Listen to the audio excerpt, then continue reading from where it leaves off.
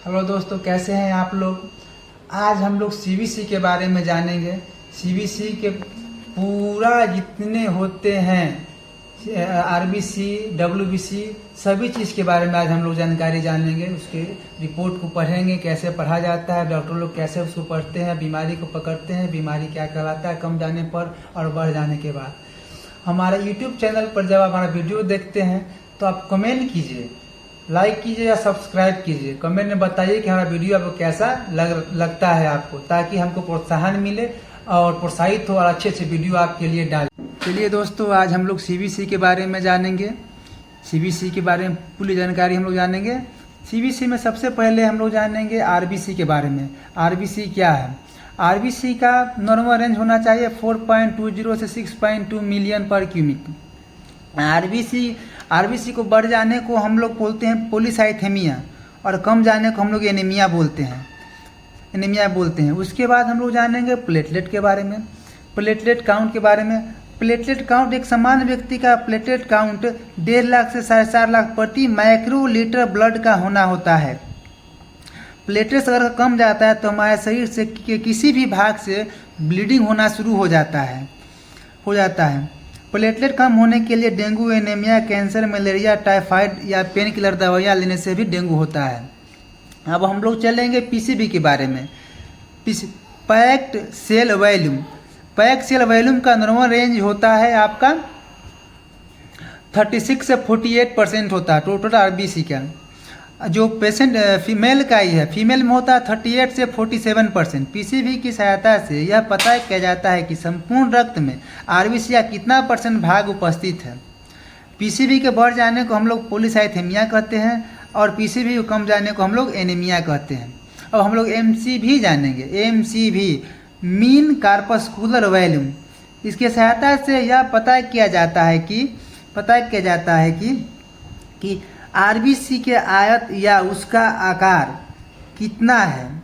इसका रेंज 80 से 96 फेंटोलीटर होता है।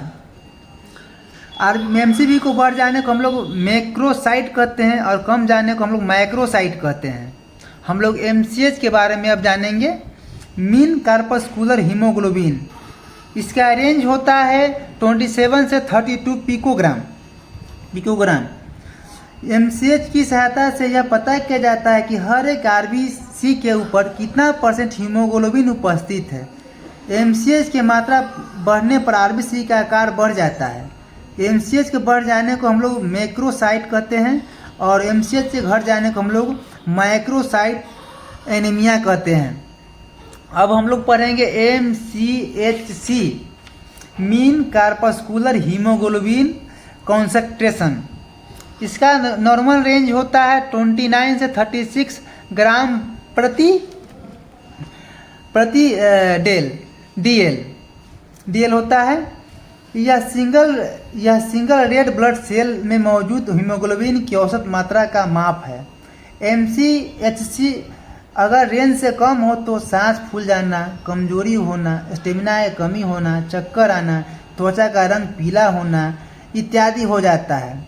अगर एमसीएचसी आकार से ज़्यादा हो तब ऑटोइम्यून हेमोलाइट एनीमिया होता है।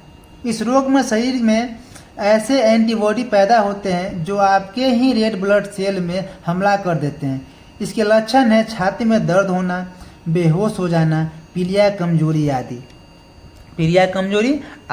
अब हम लोग पढ़ेंगे डिफरेंशियल डब्ल्यूबीसी काउंट। डब्ल्यूबीसी का रेंज होता है 4.5 से 11,000। डब्ल्यूबीसी की सहायता से यह पता किया जाता है कि शरीर में डब्ल्यूबीसी की कितनी मात्रा में उपस्थिति है। यदि डब्ल्यूबीसी की मात्रा कम या ज़्यादा हो तो इससे यह पता करते हैं कि शरीर में कितना संक्रमण है। डब्ल्यूबीसी के बढ़ जाने को हम लोग ल्यूकोसाइटोसिस कहते हैं और कम जाने को ल्यूकोपेनिया कहते हैं। इसमें सबसे पहले हम लोग न्यूट्रोफिल पढ़ते हैं। इसका रेंज होता है 2000 से 7000।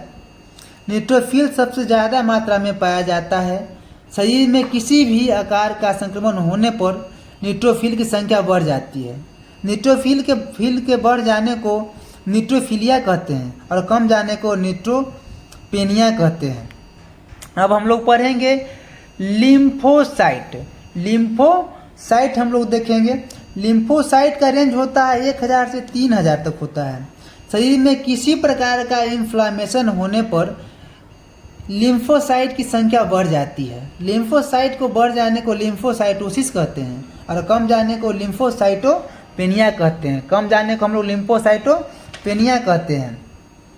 अब हम लोग पढ़ेंगे मोनोसाइट। मोनोसाइट देखते हैं। मोनोसाइट का रेंज होता है 2200 से 1000 होता है। जब शरीर में ऑटोइम्यून डिजीज होती है तो उस अवस्था में मोनोसाइट की मात्रा बढ़ जाती है। मोनोसाइट के बढ़ जाने को मोनोसाइटोसिस कहते हैं और कम जाने को हम लोग मोनोसाइटोपेनिया कहते हैं। कम जाने को हम लोग मोनोसाइटोपेनिया कहते हैं। अब हम लोग पढ़ेंगे जानेंगे एसिनोफिल हम लोग जानेंगे। एसिनोफिल का रेंज 20 से 500 तक होता है पर क्यों होता है। शरीर में एलर्जी या अस्थमा होता है तो एसिनोफिल बढ़ जाता है। अगला है हम लोगों को बेसोफिल। बेसोफिल का नॉर्मल रेंज होता है 0 से 300 बेसोफिल प्रति माइक्रोलीटर रक्त के बराबर होता है। अगर बेसोफिल बढ़ जाए तो रक्त कैंसर, ठोस ट्यूमर या ल्यूकेमिया का संकेत देता है। इसके बाद हमको सीबीसी में देखना है हीमोग्लोबिन।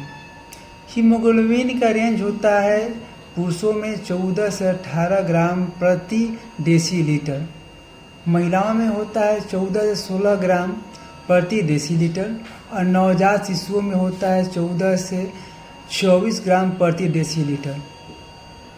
हीमोग्लोबिन को हमारे शरीर में बढ़ जाने को पॉलीसाइथेमिया कहते हैं और कम जाने को एनीमिया कहते हैं। हीमोग्लोबिन